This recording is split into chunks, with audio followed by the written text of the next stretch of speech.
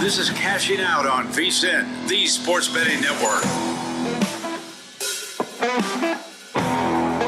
All right, let's have some fun. It's a new hour. Cashing Out with Joe Ceraulo coming at you here as we wrap up what was a wild Tuesday night in the NBA playoffs. We had some great late night action on the diamond. We've got Wednesday clinching opportunities for a pair of teams in the NBA, and I can't wait. Great guests coming up this hour. We're talking hoops. We're talking the Preakness and the Ponies coming up shortly with VSiN host, horse betting expert, terrific handicapper and analyst, our favorite Mike Somich, joining the show. Let's have some fun. How about that finish in OKC? The Denver Nuggets were in the driver's seat with 10 minutes to go. Up 90-81 over the Thunder. Nikola Jokic with the performance of a lifetime,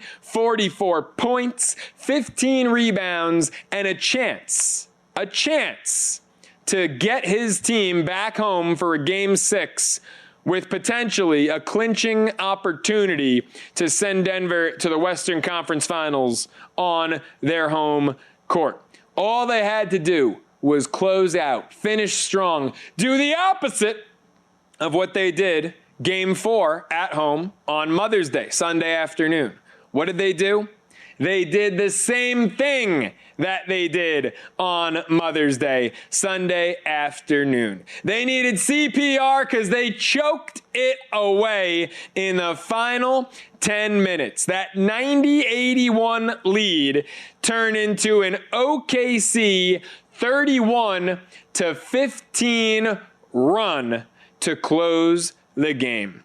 SGA, your MVP, took over with some clutch mid-range buckets and some free throws at the end there. Lou Dort with a pair of maybe the biggest threes that he's hit in his life as Oklahoma City harassed Denver on defense, turned defense into offense, and emerged victorious on their home court, 112-105. Now the Thunder go to Denver, Game 6, with a chance to move on to the Western Conference Finals.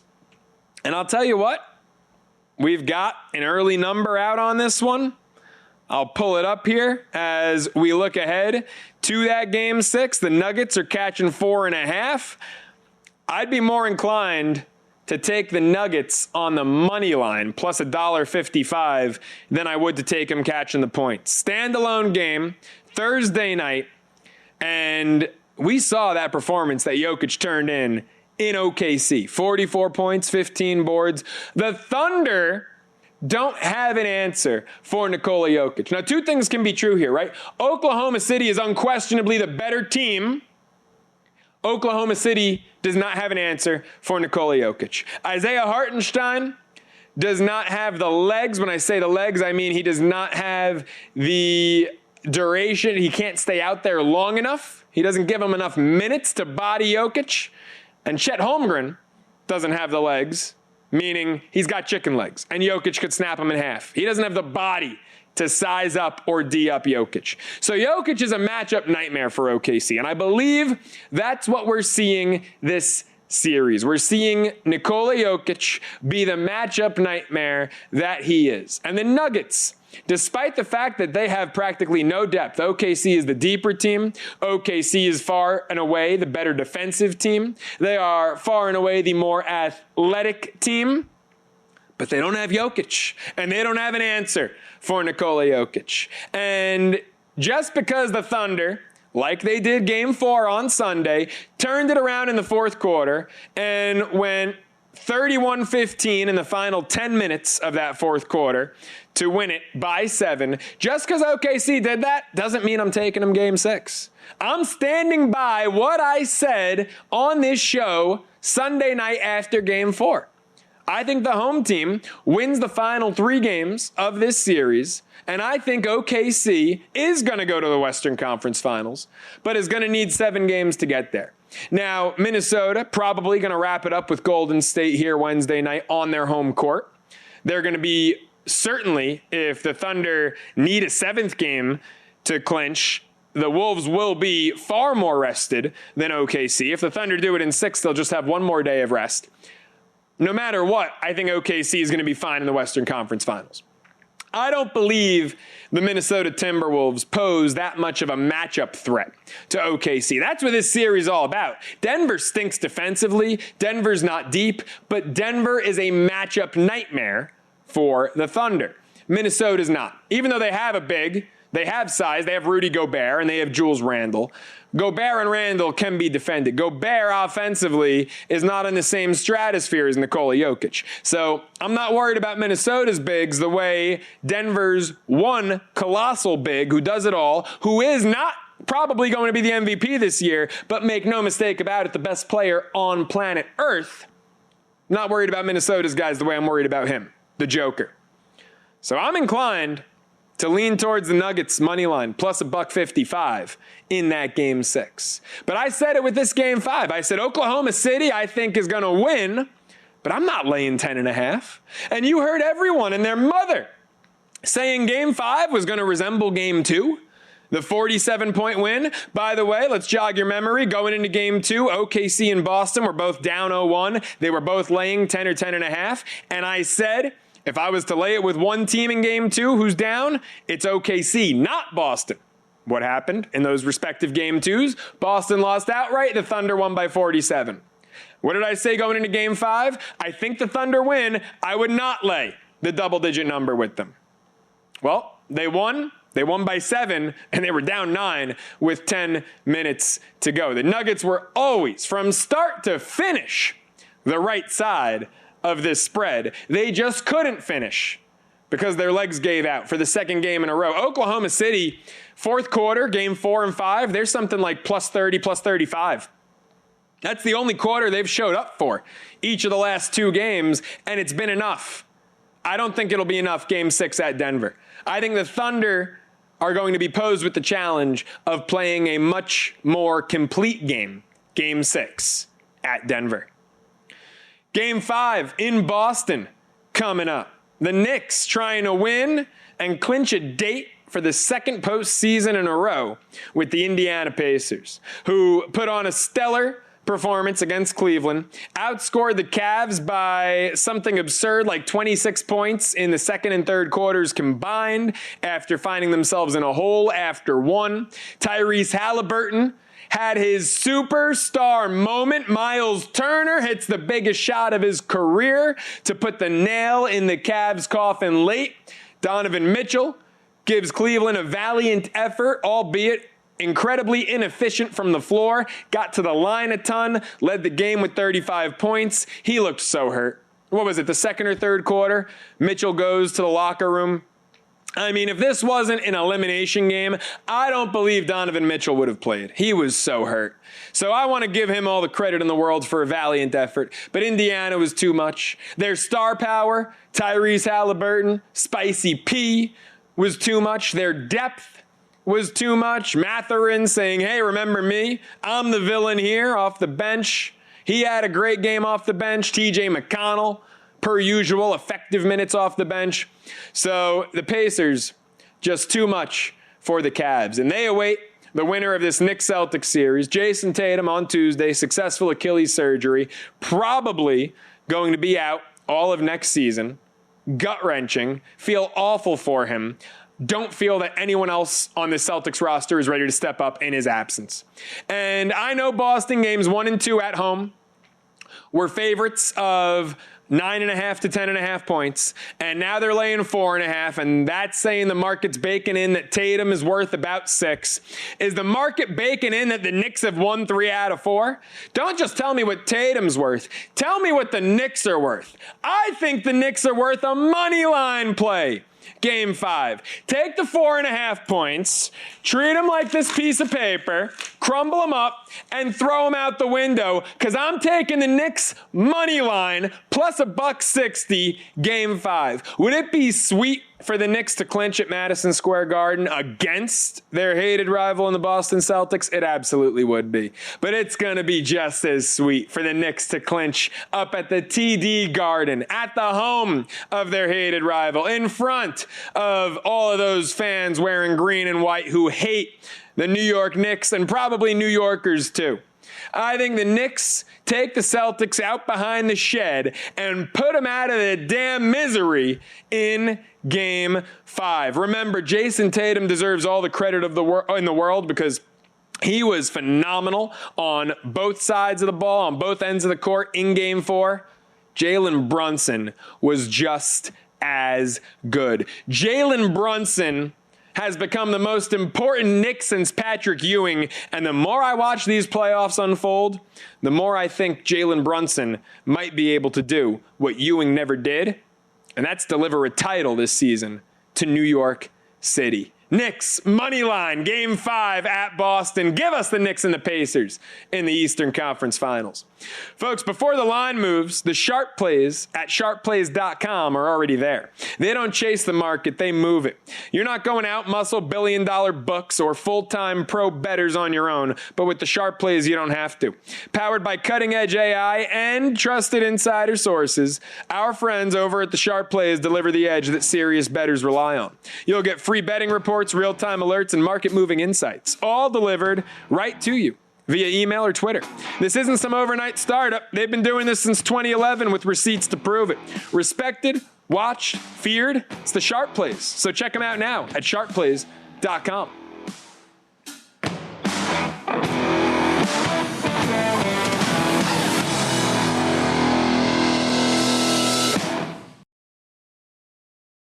This is your before and after story. Southeastern College can help you prepare for a secure and fulfilling career in the growing healthcare field. We offer a wide range of careers to choose from. So whether you want to be a medical assistant, medical billing and coding specialist, nurse, surgical technologist, or another healthcare career, we've got you covered. Become a vital part of a healthcare team and make a real difference. Southeastern College, your future is bright. Visit sec.edu to get started.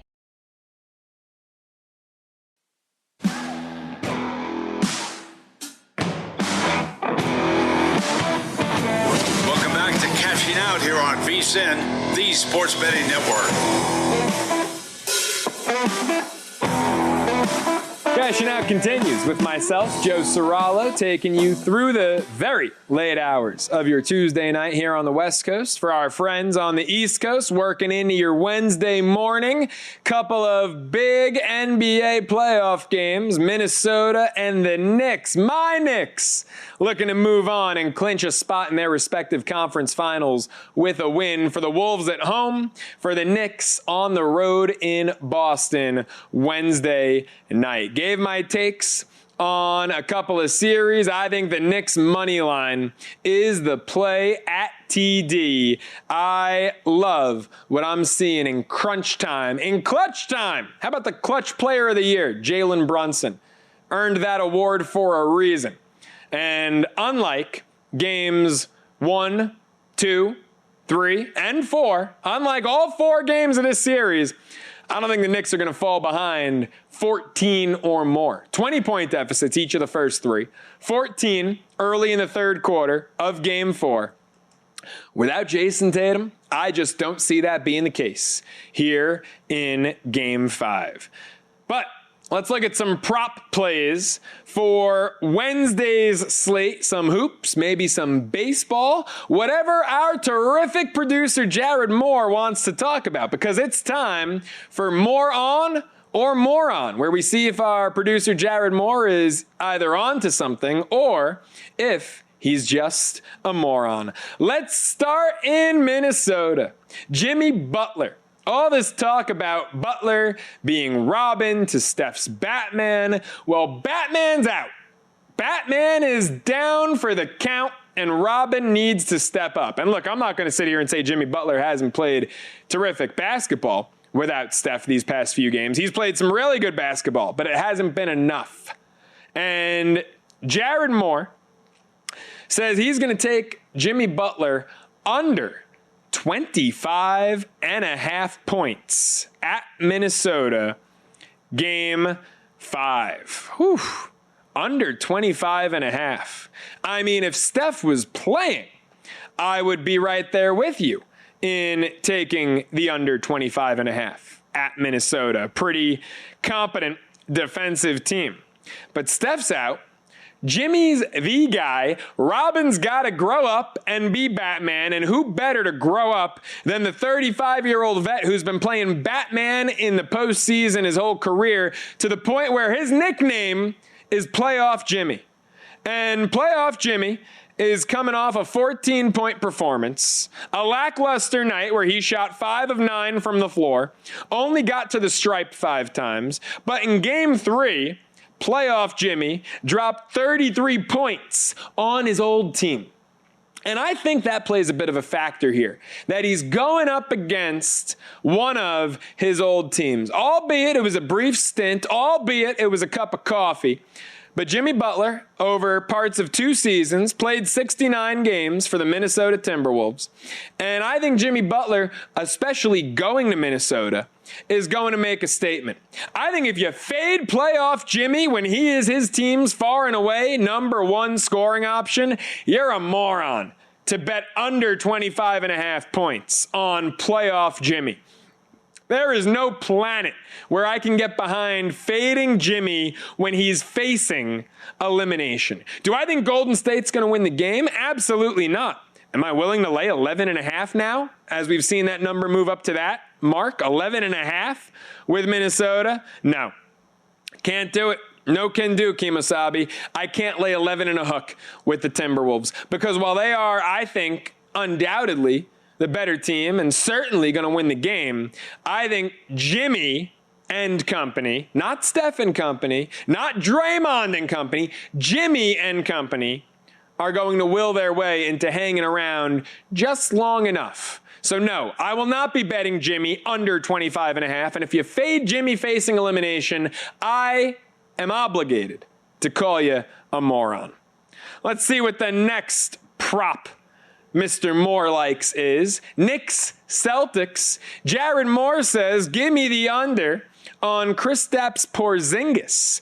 15.5 points. 15.5 for Kristaps? Mr. Moore, you are so on to something. I think you should quit your job right now, put your life savings on this bet, and ride off into the sunset after taking Kristaps under 15.5 points. And I want to be very clear, I'm not advising any of the rest of our VSiN audience to put their life savings on this bet, just Jared Moore. You are absolutely on to something. Kristaps, the guy who in this series has a combined 20 points in 4 games, including a goose egg. The guy who has never in this series in 4 games put up double figures in points. His single game high is 8 game 2. You're asking me to double that? No. Mr. Moore, you are absolutely on to something. I'm all over under 15.5 at a KP. And I know on Tuesday, April 8th, at Madison Square Garden in Boston's overtime win, he put up a 34 spot. What's he done this postseason? He's played 9 games. He's gone over this mark twice in 9 games. Did it twice in 5 tries against the Magic. All 3 times he didn't, by the way, single digits. So in 7 of his 9 games this postseason, he's fallen shy of 10 points, let alone 15.5. I just don't think there's any way in hell you can take Kristaps over. And I know with no Tatum, his minutes are going to be up. I get the logic there. I get why the number is up. Not completely blind to that. But I don't care if his minutes are up. I don't think his minutes are going to be impactful. Newsflash, his minutes were up in game 4. He played the most minutes game 4 that he's played this entire series. He had 7 points. I think the Derek Whites of the world and the Jaylen Browns of the world, and how about the Peyton Pritchards of the world, are going to make up for most of the shots Jason Tatum would otherwise be taking, not Kristaps Porzingis, who is injured, who is maybe ill, who is, any way you slice it, not even close to 100%. Jared Moore, I'd hug you if you were in the studio with me right now, because you are so onto something. This might be the most onto something you've been in the 9-month history of cashing out with Joe Ceraulo. And you've got one more play to grace us with. Let's head over to the Diamond, to Jared's favorite baseball team, not mine. How about, by the way, I am on such a heater the last 48 hours. Monday, 6-1. Tuesday, 3-1. I have hit 9 out of 11 bets the last 2 days. And Tuesday, we were on the verge of a 4-0 sweep. But why did I lose? Because the Yankees couldn't score 2 runs in regulation against Seattle. They go to extras. They lose it 2-1 in the 11th. The Yankees couldn't plate one with the ghost runner in the 10th or the 11th. What a disgrace. That's karma. That's what I get for betting on a team that I've hated my entire life. It serves me right to bet on the Yankees when Max Fried's been dominant and come up with an L. So in a game that ended 2-1 at T-Mobile Ballpark, 3 runs in 11 innings, Jared Moore says on Wednesday, I'll take over 8 runs between the Yankees and the Seattle Mariners. Well, let's look at your probables for Wednesday. Yankees, Mariners, Will Warren on the bump for, I can't even call them the Bronx Bombers. 1 run in 11 innings. What a disgrace. So Will Warren on the bump for the Yanks. Luis Castillo getting the nod for Seattle. Clear pitching advantage there for the M's. 1 o'clock local time start. Day game here. So will the bats be tired? Warren coming in with an ERA near 5. Castillo near 4. What's Castillo done against current Yankee hitters? He's held them at bay pretty nicely. 20 for 95, 4 home runs. 3 of them, by the way, belong to Goldschmidt. He's only hitting .233 against Castillo, but 3 home runs. Judge is 3 for 7 with 1 homer, 5 walks. Yanks as a team, only a .211 clip. I think you could be onto something. I don't love it, but I don't hate it. Coming off of a game where there were 3 combined runs, I think the Mariners could put some on Warren. Could I see this game being 5-4? Absolutely. Mr. Moore, it's not quite the Porzingis take, but you could be onto something. Folks, if you want to be onto something, smarter bets start right here, and they last all year long with a VSiN Pro subscription. For a limited time, we're slashing the price of our annual subscription. Normally, $240, now just $1.99. And when you sign up today, we're going to throw in 2 extra months for free, because that's how we roll. That's 14 months of VSiN Pro access for less than 50 cents a day when you use the promo code PRO. Those 14 months include access to our daily best bets from hosts and guests, exclusive betting splits from DraftKings and Circa, 24/7 video on the VSiN Watch app, and so much more. So claim your 14 months of VSiN Pro access for $1.99. VSiN.com/subscribe.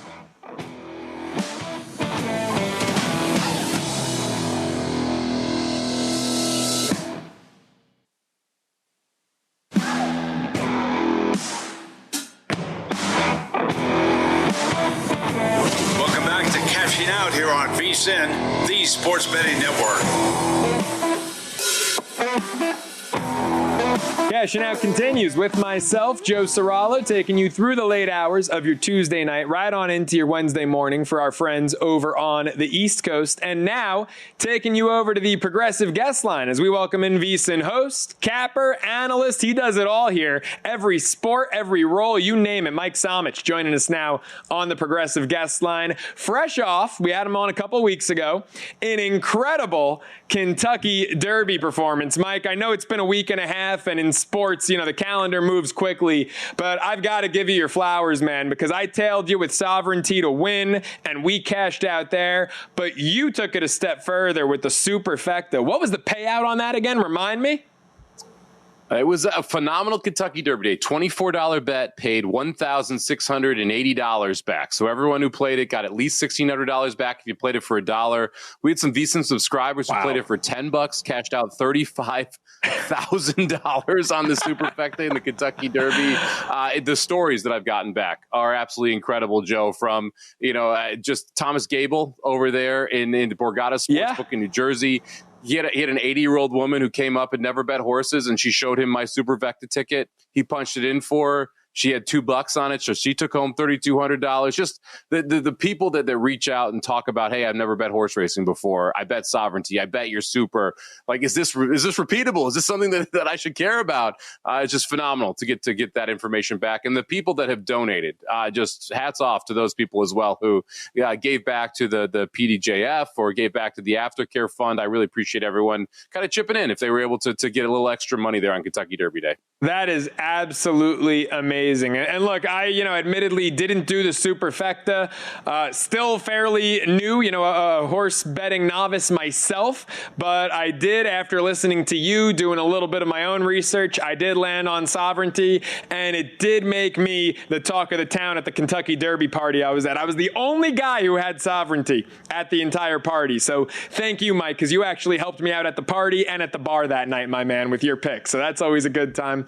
Let's go NBA playoffs here before we circle back to the Preakness. OKC fresh off a Game 5 comeback win, but you've got some concerns about the Thunder despite the win. What did you see? What have you seen this series from this team?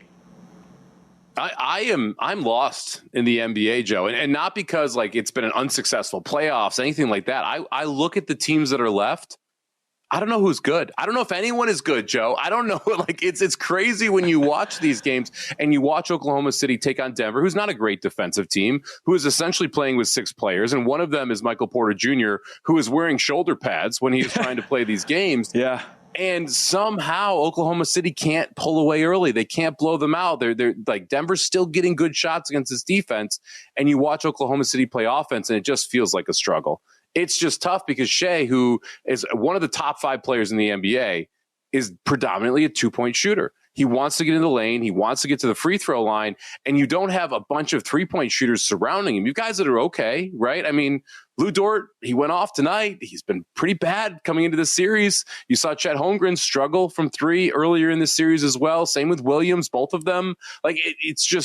It's not a cohesive offense. And when you watch the quality of shots they're getting versus the quality of shots Denver's getting, Denver's are just better.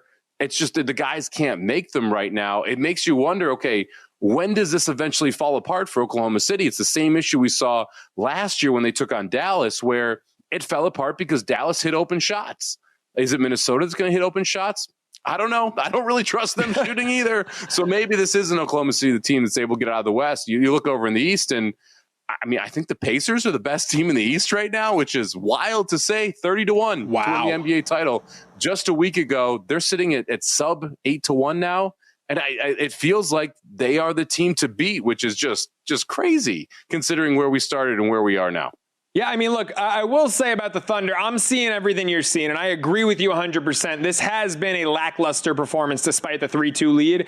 I think it's got to do more with matchups than anything, and I think Jokic is just a matchup nightmare for them. Even though Denver's a bad defensive team, even though Denver doesn't have the depth OKC has, Holmgren and Hartenstein, for various reasons, just can't stop Jokic. And I think Minnesota will be a better matchup for the Thunder. I think that if they can close this series out, they will go to the finals. But would you be intrigued in taking a flyer on either the Knicks or the Pacers to win it all because of what you've seen from OKC? Yeah, I mean, the Pacers to me would be the team. And I agree with you from a matchup perspective. Jokic does cause trouble because he is a center. And if you look at the wings that Oklahoma City could throw at Anthony Edwards, that feels like it would at least slow Anthony Edwards down. Right. It's going to come down to whether or not anyone can shoot against this Oklahoma City team because there are open threes to be had. It's can you knock them down against OKC? And can OKC figure out how to run their offense successfully game in and game out, something they've not been able to do against Denver. When I look over in the East, look, the Knicks are probably the best team, assuming they don't get tired and they're completely healthy. And both of those, to me, are a little bit of an issue here just because you are rolling out 5 guys who are playing 35, 40 minutes a game. And that catches up to you in the NBA playoffs, which is a very physical game compared to what we have seen during the regular season. So you have a team in the Pacers that run out 10 guys. It's McConnell, it's Toppin, it's Halliburton, it's all of these dudes that just can handle the ball, they can shoot, and they push the pace. And I'm really interested to see what happens when you have an Indiana team who decides to guard the Knicks at 94 feet every single possession. The full court press is on. You've got to use all your energy just to get the ball to half court. And then now we're going to wear you down on top of that, and we'll keep rotating in our 10. You keep playing your 5. We'll see how that works out in 7 games. And it was a bloodbath in 7 games last postseason. I mean, Knicks up 2-0, Pacers win 4 out of the last 5. It was physical. It got chippy. It was great basketball. It was great entertainment. Didn't go the way I had hoped as a Knicks fan, obviously. But how do you think Game 5 is going to go now? No Tatum, obviously, had the successful surgery on the Achilles. Knicks catching 4.5 plus $1.60. Money line. Would you go money line? What do you think Game 5? Yeah, I'm playing the Knicks. I already have a 4.5 ticket in. I would sprinkle the money line as well. When I went through and I adjusted my numbers for Tatum out, I made this Boston -4. So already I'm getting a half point. But those adjustments don't include for the version of Porzingis that we have seen in this series. Right. The dude just looks lost out there. He can't make a 3. He can't make a 2. He's slow. It also doesn't adjust for the version of Jaylen Brown we're seeing in this series where he's having struggles again, handling the ball, being able to create his own offense. And I think I'm undervaluing Tatum. You watch that game where he played, which he blows out his Achilles. He had 5 steals, 2 blocks. He was doing everything on both ends of the floor for this Celtics team, which is already missing Sam Hauser. Like, I get it. Pritchard's going to come in. He's going to be able to ignite some offense, but I just don't trust these players on the Celtics side that they're as good as my current ratings say based on the version that we are seeing in the games that my eyeballs are watching. So I'm willing to take the Knicks plus 4.5 here. And I do think it's worth sprinkling on the money line because if you're playing a dog, you got to believe they can win the game.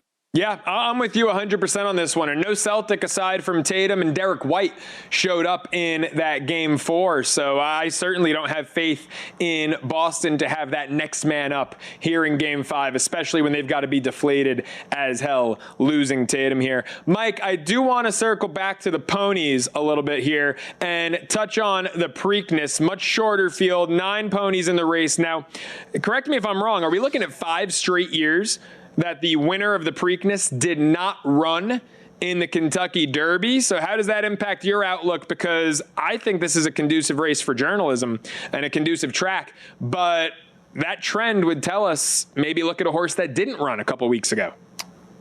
Yeah, so we've seen winners not run in the Kentucky Derby. The Kentucky Derby winner has not run 2 of the last 4 years in the Preakness, and I kind of agree with you on the journalism front. I've been hunting fixed odds markets all day. I have not found anything. Journalism 8 to 5 on the morning line. That plays out toward plus 160 on a fixed odds market. If I could find journalism plus 160, I would be backing up the Brinks truck right now. This race sets up wonderfully for him. You've got 5 horses that want to be forwardly placed, 2 that want the lead. He's able to handle a paceless race or a race with quite a bit of pace. Sandman's going to take some money. I've got no interest in betting Sandman back here, coming back off 2 weeks off that Derby performance where he wasn't very good. To me, it's journalism, it's River Thames, and then whoever you believe is the horse that sticks around between goal-oriented, the 1, and clever again, the 8. That's going to be your top 3 in the Preakness. Any interest on American Promise? A little bit of a strong start, and then just totally the wheels came off at Churchill Downs. Any interest there at a juicy 15-1? No. Not even a little bit, Joe. And this is a horse that was buzzed around the Derby. 31 morning line, went off with 12-1. I don't think American Promise is very good. Everyone's pointing back to the Virginia Derby. The Virginia Derby came back bad. Like, no one else has run really well out of that race. We haven't seen American Promise until this Kentucky Derby. He actually got a decent trip. He got a better trip than Owen Almighty. Owen Almighty stuck around for 4th. American Promise is at the back of the pack. So hard for me to back that style of a horse coming back on 2 weeks rest. Yeah, best option I found this morning when I looked around for journalism was plus 110. Like you, I'm looking for, plus 150, plus 160 or better. As always, terrific stuff. More cashing out, more picks, more winners. Up next, stay locked in. It's VSiN, the Sports Betting Network.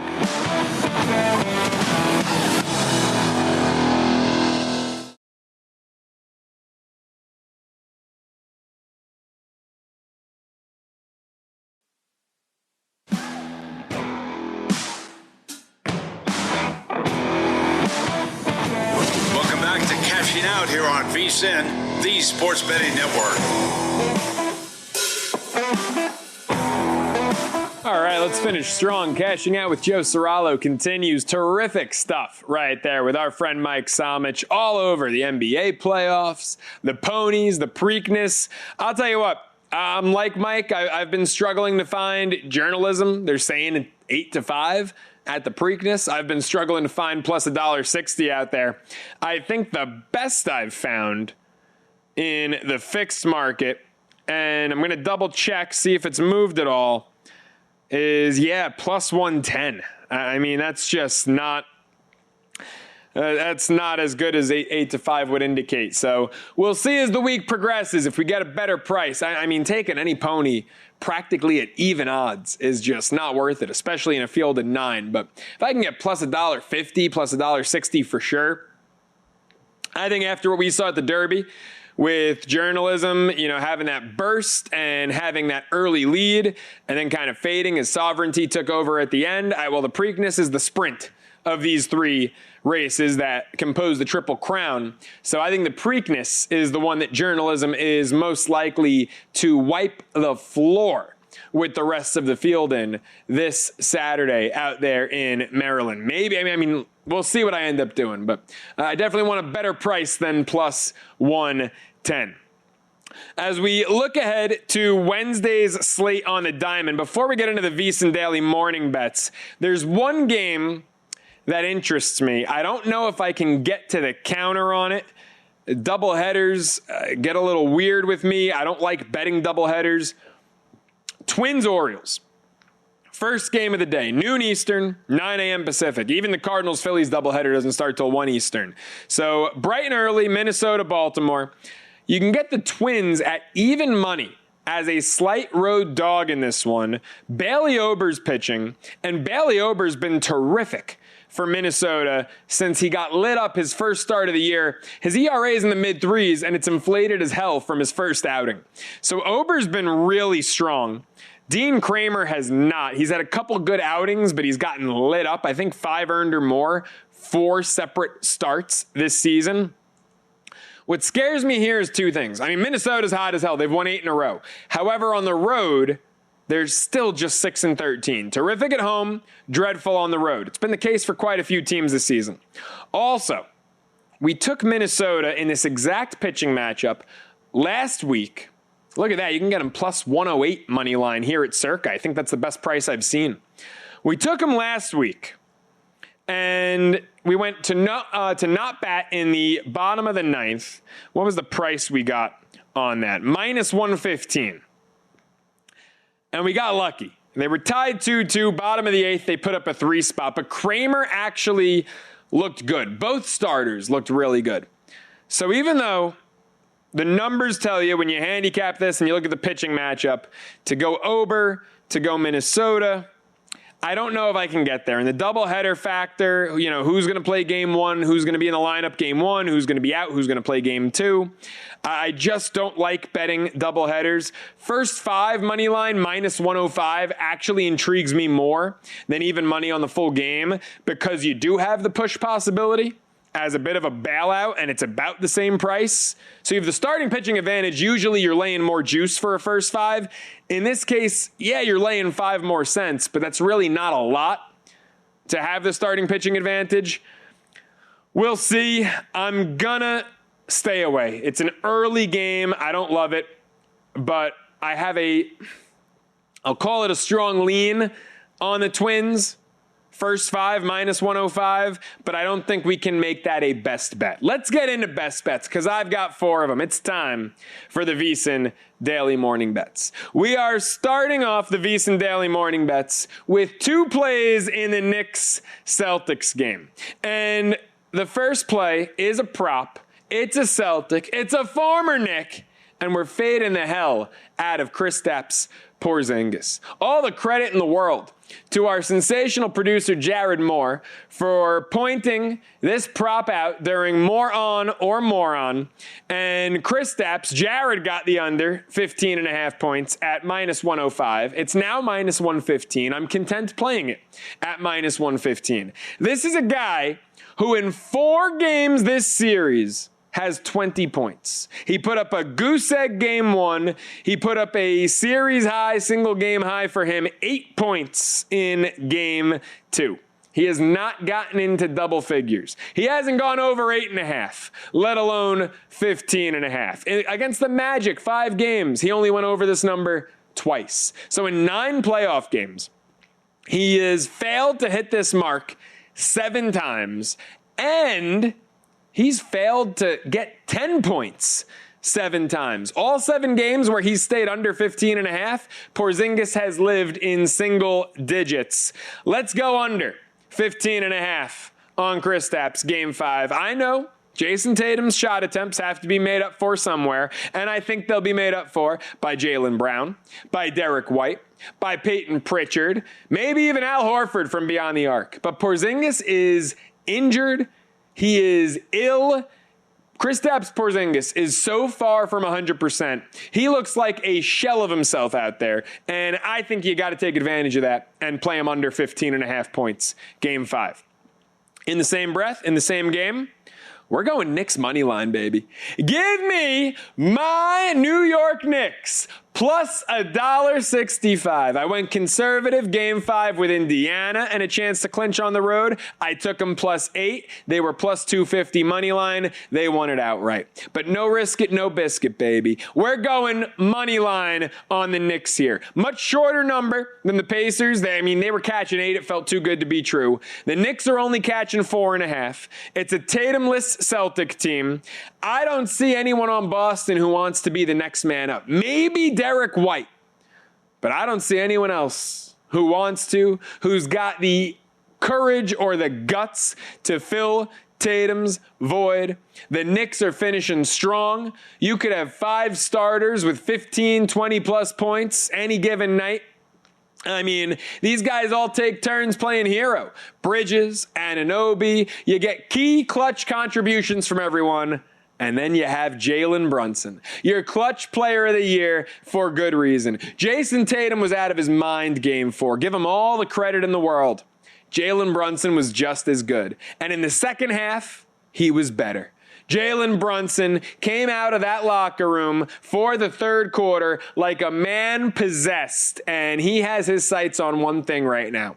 That's a championship. Give me the Knicks money line, take the Celtics behind the shed, put them out of their misery, and give it to me plus $1.65. 2 plays on the diamond. We're going to start with a K-prop. Give me Tarek Skubal. Last year's Cy Young winner, this year's Cy Young favorite in the American League. Over 7.5 Ks. This number's moving. Gave it out earlier during this episode of Cashing Out, plus 110. Now it's even money at FanDuel and Boyd. Best price out on the market. A lot of minus 110s out there. Lock it in. Skubal over 7.5 Ks at even money. Look, we took a stud lefty to go over this mark on Saturday against the Red Sox, Cole Reagans, and the Red Sox touched him up, but Reagans got his 8 strikeouts. This is a Boston team that is really K-prone against lefties, that in their last 3 games has struck out nearly 11 times per contest. On the road, 3rd worst mark in baseball this year, 9.8 Ks per game. The Red Sox have a lot of pop in their lineup, but they also strike out a ton. Give me Skubal over 7.5 Ks, and I'm going to take us home with the Dodgers run line. Minus 1.5 at home. I know it's against my rule. Minus 125. They're coming off an 11-1 embarrassment of a loss at home to the Athletics. Now they get to answer with Yamamoto on the bump. Look, the Dodgers are now 15-4 at home this season. 11 of those 15 wins have come by multiple runs. I think Yamamoto should be able to tame this ultra impressive A's lineup.